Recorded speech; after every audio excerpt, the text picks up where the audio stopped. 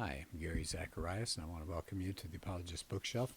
Last time I was working my way through a book by Tim Keller in his first chapter. The book is called Hope in Times of Fear, and I love the titles of his chapters here: Certain Hope, Future Hope, Glorious Hope, Subversive Hope, Personal Hope, Hope for You, Hope for Justice, etc., etc. So it's all about hope, and if we don't live in times of fear, I don't know who does, so it's a pretty scary time. But his first chapter is called Certain Hope, and I covered that last time, at least half of it, so I wanted to continue to get a feel for the full chapter here. So he's been talking about evidences for the resurrection, and so far he'd done two basic pieces of evidence, and that was in the previous podcast. It was the tomb being empty, and hundreds of people claimed to have seen the risen Christ. So he said, if we only had the empty tomb, then you could say, well, the body got stolen. And if you only had the testimonies, then you could say, oh, they had to be fantasies. But he said together they give evidence that something really strange, really extraordinary happened. So here's his next section of the same chapter. He says, let's add to these two basic pieces of evidence. He says, here's a third one. He says he calls it the strangeness of the risen Jesus. I think that's interesting. It said people who first saw Jesus didn't recognize him. He said, if we're going to make up a story today about somebody being resurrected, then you'd either have him being maybe a dazzling heavenly figure or maybe some kind of zombie sort of corpse-like thing. He said there were stories in the Jewish apocalyptic tradition. You'd have figures that would show up, but they'd have blinding light or radiance, or they'd be wreathed in clouds. For example, Daniel 12 describes what the resurrected look like at the end of time. They're shining like the brightness of the heavens.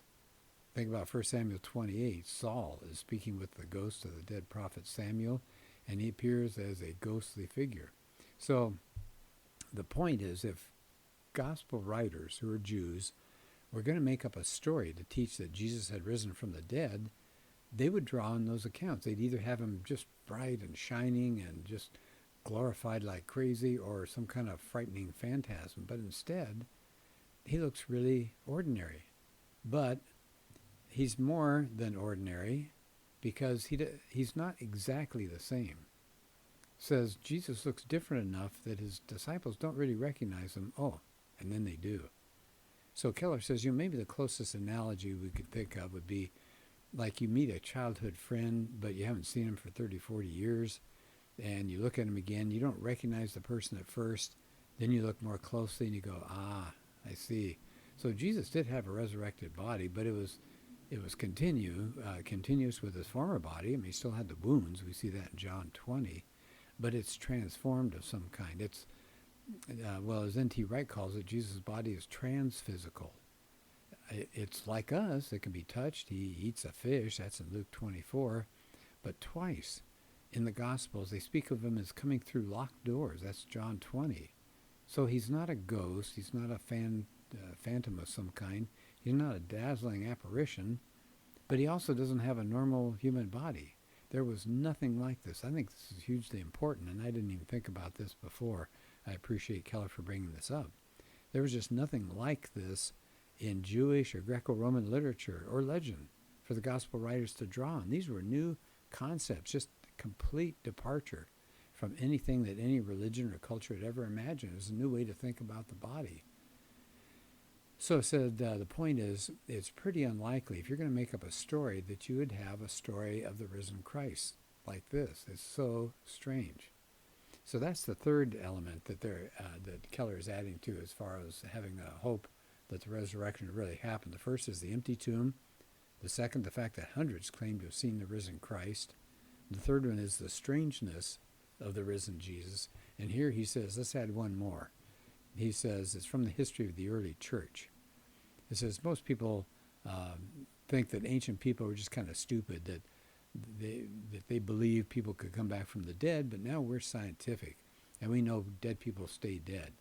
But N.T. Wright says that's ridiculous.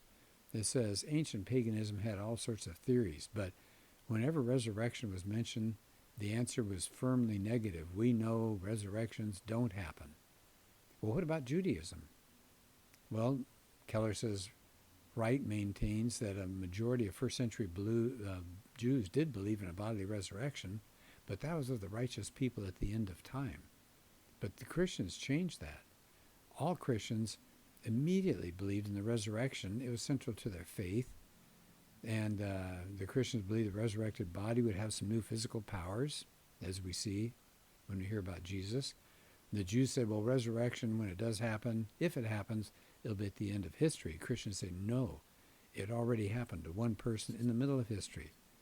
And finally, they said, no Jews thought the Messiah would die and rise again, or that any human being could possibly be the Son of God. But the early Christians, and they were Jews, believed that. So he says, if you take all these ideas, the belief of the early church about resurrection was a radical departure from what anybody in human culture had thought of. Now, we come to the last section of this first chapter, and I like what he does with this. So he's offered these four elements of the at least strong possibility of the resurrection. So he says, does this prove, beyond a shadow of rational doubt, that the resurrection of Jesus really happened? Well, you can't empirically prove something in the past. You can't put it in a lab. You can't put it in a microscope or in a beaker or do anything like that. So he said, there's room for intellectual doubt of just about any historical event.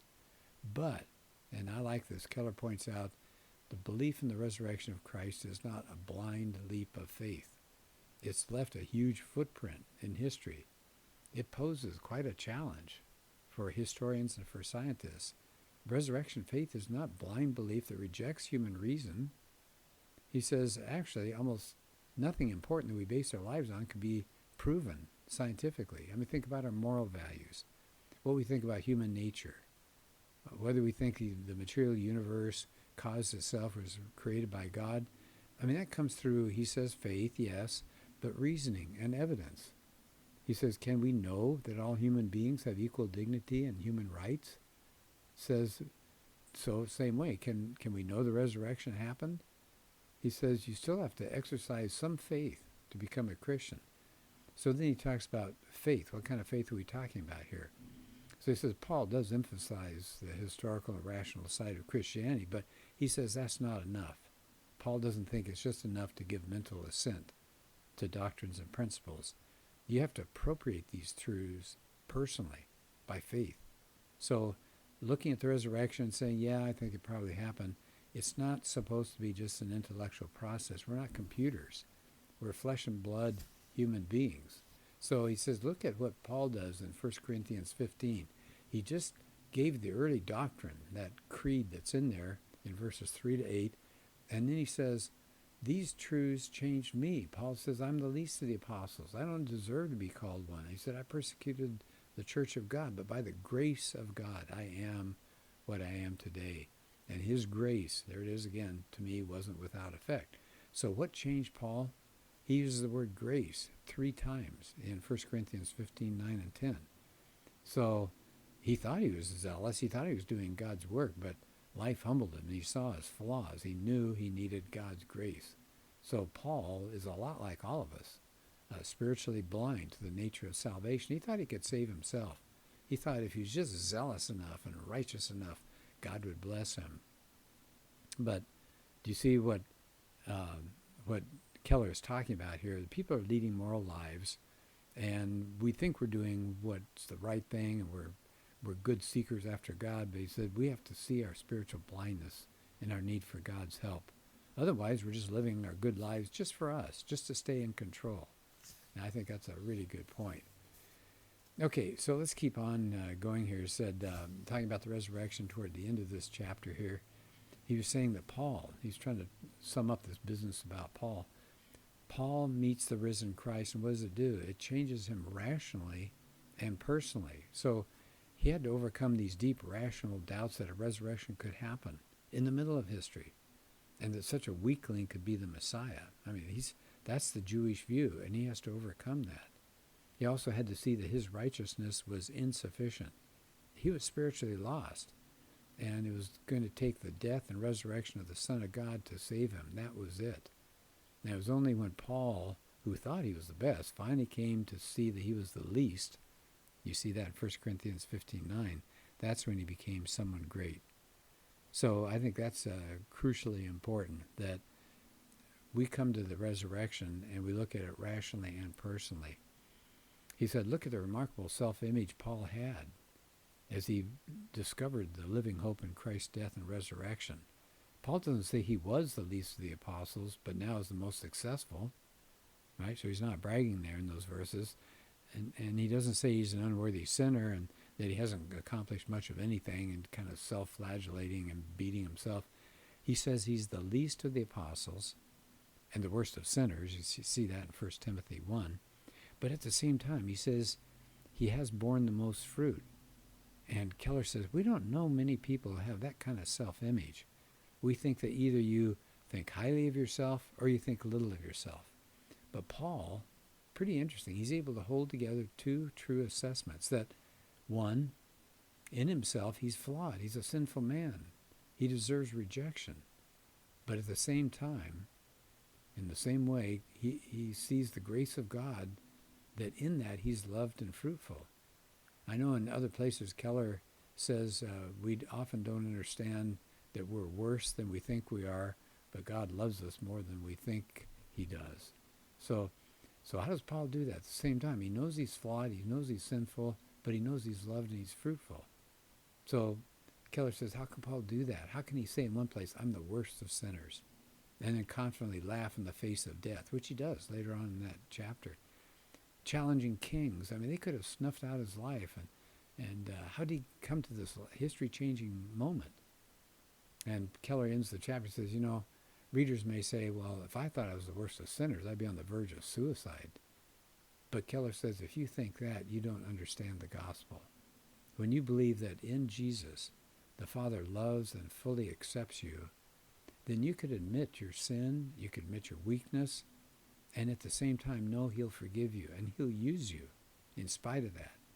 He said that's the reason Paul had this incredible self-image. Keller calls it astonishing. There's nothing like it. Did the resurrection happen? This is how Keller ends the chapter. Did it happen? Yes. But you'll have to be able to accept it only if you let it confront not only your reason in your head, but your self-image and the commitments of your heart. So it's a two-pronged deal. Yes, it's rational, but yes, we have to accept it on faith as well. So I like that combination. I think that's crucially important. Well, I'll come back to this book because anything by Keller is something to chew on and think over. And so the book, again, is called Hope in Times of Fear, and subtitled The Resurrection and the Meaning of Easter. And a lot of people love this book. And I think it's one of his best, although that's hard to say. He has so many good ones. It's a shame. I'm sorry we lost Keller as early as we did in his life, but he's left us a legacy of some wonderful things to think about. You can go online and download many of his sermons. I've listened to a lot of them. I appreciate his message. I don't know that I agree with everything that he says, but he makes me think. I like the fact that he uses secular people. He uses historic individuals. He's got philosophers. He just brings to the table a rich assortment of resources that then I can go look up or think about myself later on. So again, thanks for listening, and hope you appreciate this book called Hope in Times of Fear, because that's where we live, and we certainly do need hope. All right, well, thanks, and I hope you're having a good day.